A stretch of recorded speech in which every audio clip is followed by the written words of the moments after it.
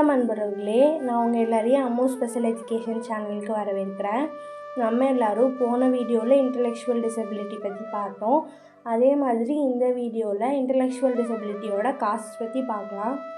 First cos என்ன அப்படின்னு பார்த்தீங்கன்னா, குரோமோசோமல் அப்நார்மாலிட்டிஸ். இப்படின்னா என்னென்னா, நம்ம ஒருத்தர் உடம்புலையும் 23 ஜோடி குரோமோசோம்ஸ் இருக்கும் அப்படின்னு நம்ம எல்லாருக்கும் தெரியும். அதில் இந்த டிசபிலிட்டி இருக்கிறவங்களுக்கு ஒரு குரோமோசோம் அதிகமாக இருக்கும், இல்லைன்னா ஒரு குரோமோசோம் கம்மியாக இருக்கும். அந்த மாதிரி இருந்தால் கூட இந்த டிசபிலிட்டி வரதுக்கான வாய்ப்புகள் இருக்குது. அப்புறம் ஜெனட்டிக் மியூட்டேஷன் சொல்லுவாங்க. அப்படின்னா தமிழில் மரபணு மாற்றம் அப்படின்னு சொல்லுவாங்க. நம்ம டிஎன்ஏல ஒரு சில விதமாக இப்படி தான் டிஎன்ஏ இருக்கணும் அப்படின்னு இருக்கும். ஆனால் இந்த டிசபிலிட்டி இருக்கிறவங்களுக்கு அந்த மாதிரி இல்லாமல் கொஞ்சம் வேறுபட்ட மாதிரி ஏதாவது ஒரு மாற்றங்கள் அதில் இருந்துச்சுன்னா இந்த டிசபிலிட்டி வர்றதுக்கான வாய்ப்புகள் இருக்குது. அப்புறம் நம்ம அப்பாவுக்கு தாத்தாக்கு யாருக்காவது இருந்துச்சுன்னா கூட நமக்கு இந்த டிசபிலிட்டி வர்றதுக்கான வாய்ப்புகள் இருக்குது. அப்புறம் இன்னும் ஒரு சில ரீசன்னால் கூட இவங்களுக்கு இந்த டிசபிலிட்டி வரலாம். அதாவது நம்ம சின்ன வயசில் இருக்கிறப்ப நம்ம ஏதாவது இன்ஃபெக்ஷன் ஆச்சுனாலோ, இல்லைன்னா நம்ம கரெக்டாக சாப்பிடல, சத்தானதாக சாப்பிடாமல் விட்டுட்டோம் அப்படின்னா கூட இந்த மாதிரி வர்றதுக்கான வாய்ப்புகள் இருக்குது.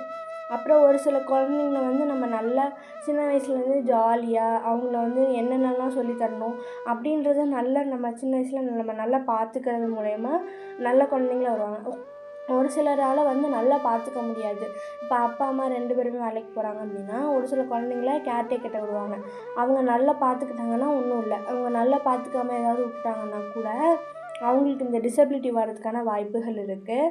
அதனால் நம்ம சின்ன வயசில் அந்த குழந்தைங்கள நல்ல சூழலில் வச்சு நம்ம நல்லா ஜாலியாக அவங்கள மோட்டிவேட் பண்ணி அவங்க என்ன விஷயம் பண்ணாலும் என்கரேஜ் பண்ணி அந்த மாதிரிலாம் பண்ணணும்.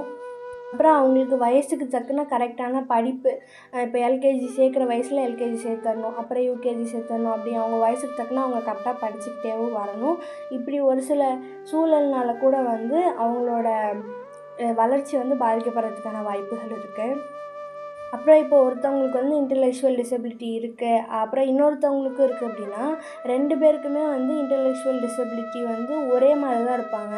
அவங்க இப்போ ஒருத்தவங்க ஒரு இதில் வீக்காக இருக்காங்கன்னா இன்னொருத்தவங்களும் இதில் தான் வீக்காக இருப்பாங்க அப்படின்றது கிடையாது. ஒருத்தருக்கும் ஒரு மாதிரி வீக்னஸ் இருக்கும், ஒரு மாதிரி ஸ்ட்ரென்த்னஸ் இருக்கும். அதாவது ஒரு சில விஷயத்தில் அவங்க கரெக்டாக பண்ணுறாங்க அப்படின்னா ஒரு சில விஷயத்தில் அவங்களால பண்ண முடியாது.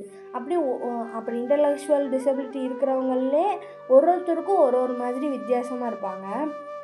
இப்படி இருக்கிறது எல்லாத்தையுமே நம்ம அவங்களுக்கெல்லாம் நம்ம நல்லா சப்போர்ட்டிவாக நம்ம அவங்கள மாற்றுறதுக்கான ஸ்டெப்ஸ் டெஸ்ட்டெல்லாம் எடுத்து நம்ம பண்ணோம் அப்படின்னா அவங்க நார்மலாக நம்மளை மாதிரி ஜாலியாக எப்பயும் போலுமே வாழ முடியும். நம்ம அடுத்த வீடியோவில் இந்த டிசபிலிட்டியில் ஒரு சில விஷயத்தை பற்றி நம்ம பார்க்கலாம். தேங்க்யூ.